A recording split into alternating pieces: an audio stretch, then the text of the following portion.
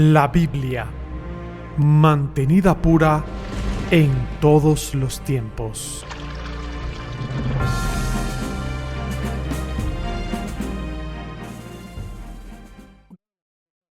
A los eruditos de la restauración moderna, a menudo les gusta jactarse de cuántos manuscritos tenemos del Nuevo Testamento. Esto a menudo se enseñaba en apologética hace 10, 20, 30 años. Tenemos tantos manuscritos del Nuevo Testamento, tantos más que de cualquier obra antigua.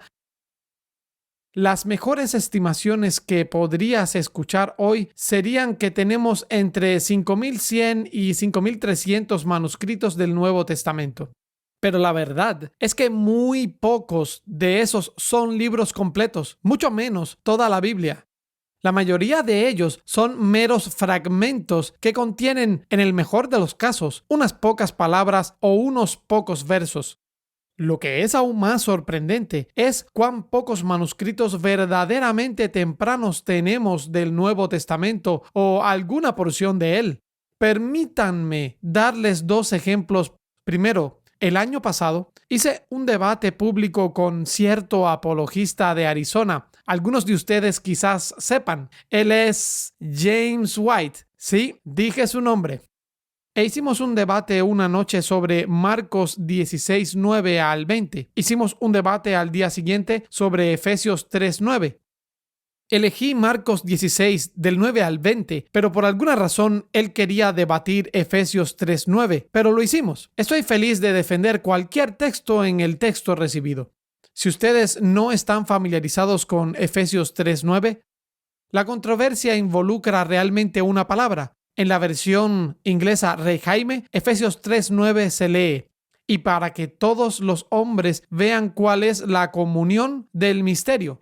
Es decir, en la versión Rey Jaime, basada en el texto recibido, se traduce comunión, porque la palabra subyacente en el textus receptus es koinonía. Muchos cristianos saben esa palabra, la cual es como ágape y eclesia, que muchos conocemos. Pero en el texto crítico moderno se lee oikonomía. Sus palabras son muy similares entre sí y esa palabra significa dispensación.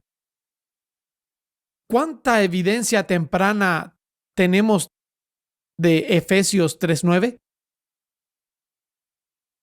Hay un papiro antiguo. Ahora, la manera en que los eruditos estudian la evidencia manuscrita que tenemos a mano, el tipo más antiguo de evidencia que el pastor McShaffrey escribió sobre esto en su libro, se llama la evidencia de papiros. Las cosas estaban escritas en papiros y cuando encuentran algo que está en papiros, saben que es muy antiguo. Probablemente fue escrito en los años 200 o 300. Y luego, más tarde, cuando Constantino se convirtió en cristiano, de repente los manuscritos aparecen en vitela sobre pieles de animales y saben que deben ser datados del siglo IV o V cuando aparecen en pieles de animales. ¿Cuántos manuscritos de papiro tenemos que dan testimonio de Efesios 3:9? 1. Se llama Papiro 46. Y tiene una lectura que está algo mutilada. Dice conomía. No dice koinonía ni oikonomía. Dice conomía. Y puede haber sucedido que las letras iniciales de oikonomía fueron borradas. Pero tal como está ahora, no hay evidencia de papiros antiguos que nos dé alguna indicación de qué lectura es correcta. Bueno, ¿qué pasa si nosotros buscamos otros testigos tempranos? Tenemos, incluido el papiro 46, tenemos 6 manuscritos en total que dan testimonio de Efesios 3:9. ¿Y de qué fecha son? Antes del año 800. Solo tenemos 6. ¿Creen que es suficiente evidencia para hacer una reconstrucción histórica? Claramente no lo es. No es suficiente evidencia para hacer una reconstrucción histórica. Si se depende de los métodos naturalistas, no se llegará a ninguna conclusión al respecto. Permítanme darles el segundo ejemplo. También el año pasado, gracias a la pandemia, participé en una mesa redonda junto con el pastor McShaffrey y Pooja Merchai, un pastor de Inglaterra. Y había un grupo de Facebook que nos pidió que discutiéramos 3 textos diferentes y se me dio la tarea de hablar sobre Primera de Juan 5, 7 al 8, el pasaje de los 3 testigos celestiales, el cual está bellamente escrito en las paredes de esta congregación. Es un pasaje muy controvertido y durante mucho tiempo escuché a personas que decían: «Oh, no puedes, simplemente ese pasaje no está en ninguno de los primeros manuscritos». Ustedes no deberían creer eso. Veamos cuánta evidencia temprana hay exactamente.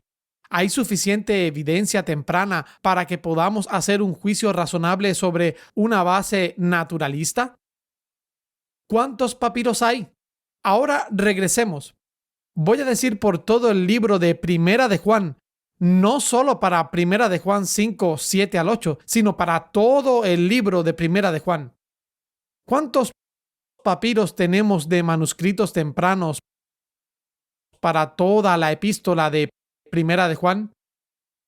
Tenemos 2. Son el papiro 9 y el papiro 74. El papiro 9 tiene solo 5 versículos. Primera de Juan 4, versículos 11 y 12, y Primera de Juan 4, versículos 14 y 17. Ni el papiro 9 ni el papiro 74 incluyen Primera de Juan 5 del 7 al 8. Así que no son testigos ni a favor ni en contra. ¿Se entiende lo que digo? Vayamos un poco más lejos. Regresemos a Primera de Juan 5, 7 y 8. ¿Cuántos manuscritos tenemos como testigos que nos darían alguna evidencia de Primera de Juan 5, 7 y 8 que estén fechados a un momento anterior al siglo X, es decir, anterior al año 900, que son los primeros 900 años de cristianismo? ¿Saben cuál es la respuesta? Tenemos 9. 9. Claramente no era la voluntad de Dios que su palabra se conservara mediante la reconstrucción. La persecución de Diocleciano no fue la única razón por la que tenemos tan pocos manuscritos griegos en el Nuevo Testamento. Hubo otras 2 razones claves. Una es el hecho de que en Occidente, en Europa Occidental, tuvimos el predominio de la Vulgata latina que comenzó con Jerónimo en el año 382. Y esto obstaculizó la continuación de la copia del Nuevo Testamento griego en Occidente. Al mismo tiempo, sin embargo, en algunos casos, esto resultó en que el texto verdadero de la Escritura se preservó en algunas lecturas griegas antiguas en Occidente que se perdieron en Oriente y en otras pocas ocasiones se conservó en traducciones latinas. ¿Cuál fue el otro factor en Oriente? Fue el surgimiento del Islam. El surgimiento del Islam significó la destrucción de muchos de los grandes centros tempranos del cristianismo, sus escuelas, sus bibliotecas, y todo esto culminó en el año 1453 con la caída de Constantinopla. ¿Cuál es el punto? El punto es que no podemos depender de la reconstrucción histórica. Debemos creer en la preservación divina. ¿Cómo eligió Dios preservar su palabra frente a esta terrible persecución? A pesar de las vicisitudes de las diversas circunstancias, hubo manuscritos fieles de las Escrituras que no fueron entregados a las llamas. Cuando terminó la persecución, estas copias fueron estudiadas y comparadas fielmente y eventualmente surgió un texto consensuado del Nuevo Testamento griego que llegó a ser el más copiado y usado dentro de las iglesias.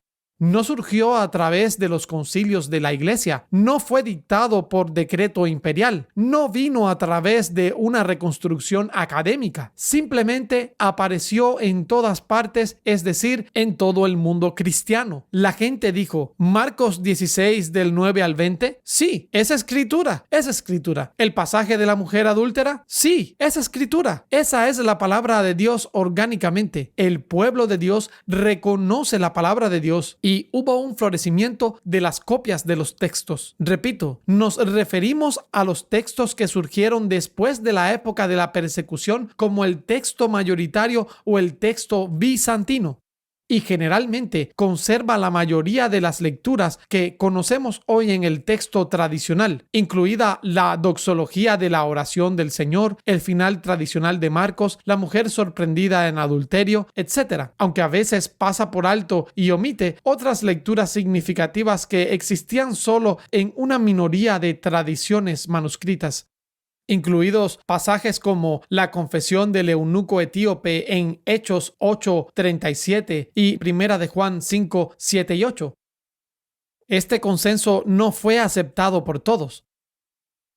Y hay evidencia de que había una corriente competitiva que existía en Alejandría, Egipto, y sin embargo, finalmente se extinguió y dejó de ser copiada, mientras que el texto mayoritario fue la copia que se leía y continuó usándose más ampliamente entre los primeros cristianos.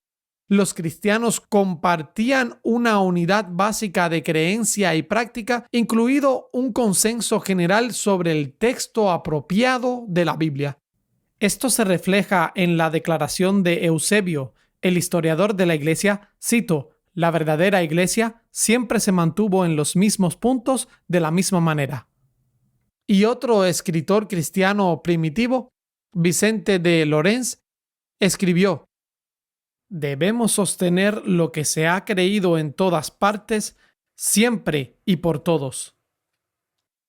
Para dar un resumen, las escrituras cristianas fueron inspiradas por Dios y por eso no podemos tratarlas como obras que no son inspiradas. Ustedes no pueden tratarlas como los escritos de Platón. No pueden tratarlas como los escritos de Heródoto. Las escrituras son inspiradas por Dios. Las escrituras fueron fielmente copiadas y corregidas con los autógrafos y prototipos en los primeros siglos del movimiento cristiano. La palabra se mantuvo pura y esos primeros años son cruciales. A pesar de la transmisión involuntaria, errores de copistas y los esfuerzos intencionales de los herejes para alterar el texto. La persecución de Diocleciano resultó en la destrucción de un tesoro invaluable de la mayoría de los primeros y mejores manuscritos del Nuevo Testamento. Sin embargo, en la providencia de Dios, los fieles creyentes en las iglesias, guiados por el Espíritu Santo, pudieron llegar a un consenso general sobre el contenido del Nuevo Testamento que estaba contenido en la gran mayoría de los manuscritos del Nuevo Testamento que estaban en uso en esa época. Otras lecturas tradicionales importantes en una minoría de testigos griegos y versionales que fueron leídas, estudiadas, predicadas y enseñadas entre los creyentes también fueron aceptadas como basadas en una fe común.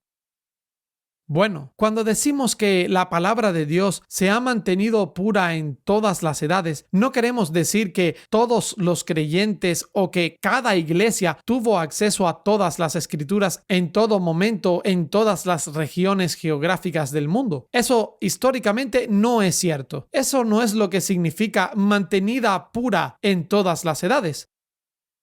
Lo que significa es que las escrituras fueron preservadas por Dios en todas las épocas, en muchos y varios manuscritos, hasta el momento en que estos manuscritos pudieran ser confirmados de manera fija y estable.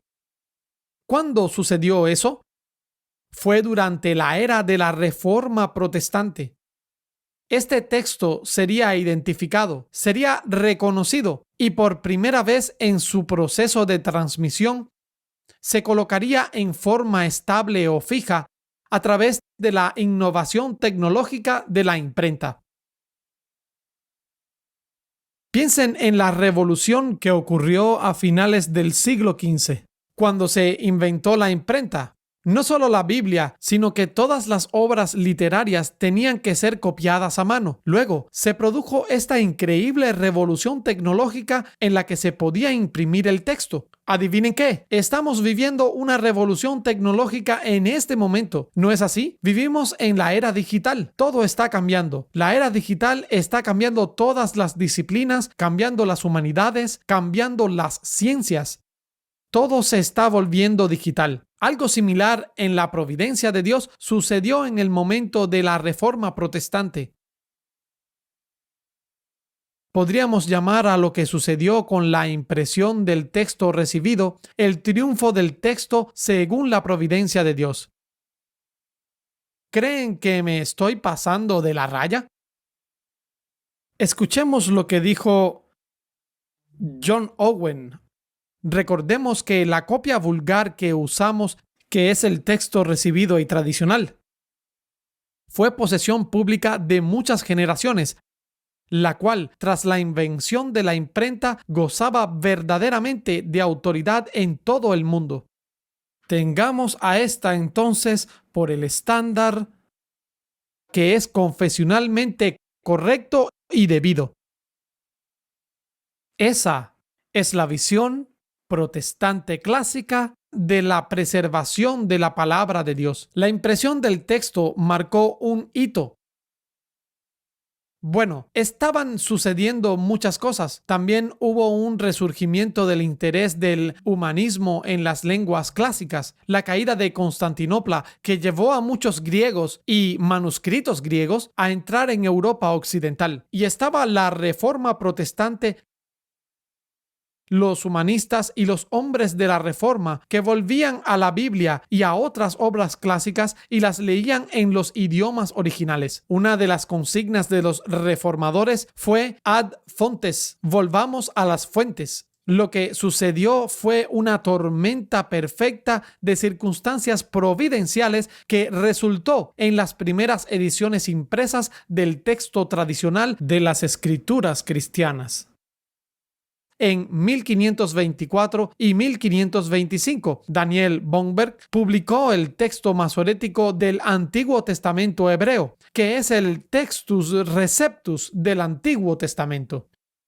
Unos años antes, Erasmo había impreso en 1515 y 16 el Nuevo Testamento griego y otras ediciones aparecieron en 1519, 1522, 1527 y 1536. El Nuevo Testamento griego de Erasmo fue utilizado por Lutero para traducir la Biblia al alemán en 1522. Fue utilizado por Tyndale para traducir el Nuevo Testamento por primera vez del griego original al inglés en 1524 y 25.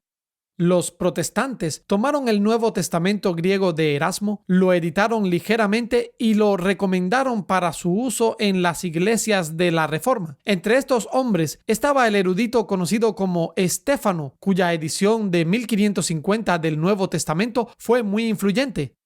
Entre ellos se encontraba un hombre llamado Teodoro Beza, que fue el sucesor de Calvino en Ginebra, quien publicó no menos de 9 ediciones del Nuevo Testamento griego desde 1565 hasta 1604, e incluso apareció una edición póstuma después de su muerte en 1611. Se cree que los traductores de la versión Rey Jaime hicieron mayor uso del texto griego de Beza. En 1624, los impresores protestantes Elseviers, Bonaventura y Abraham en Leiden, Holanda, publicaron un Nuevo Testamento griego basado en el texto de Beza que tenía esta propaganda latina en la introducción. Textum ergo habes nunc ab omnibus receptum in quo nihil immutatum aut corruptum damus.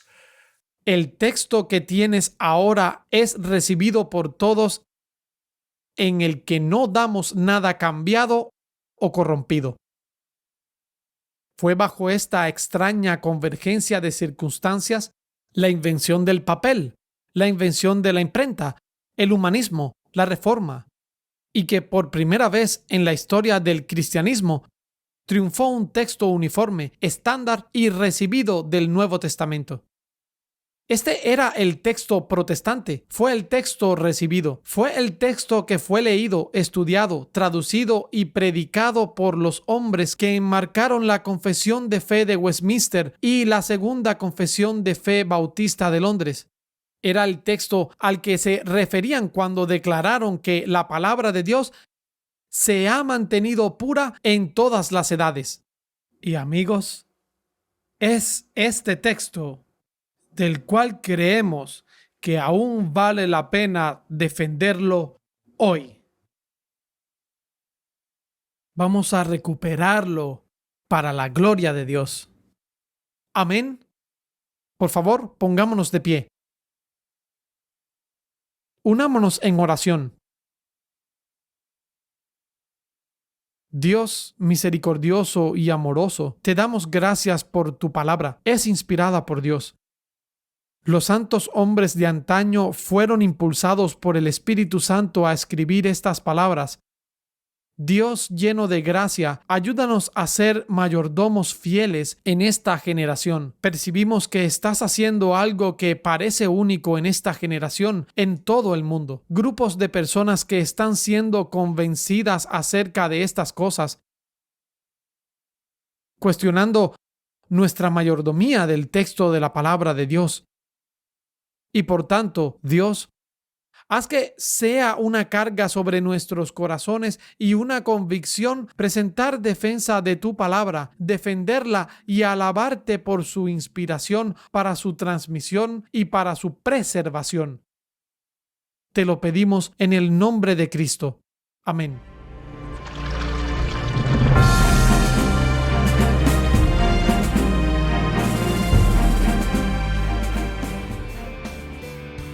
Déjame saber tu opinión en la caja de comentarios.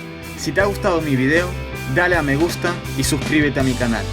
Y recuerda lo que dijo nuestro Señor Jesucristo: el cielo y la tierra pasarán, pero mis palabras no pasarán.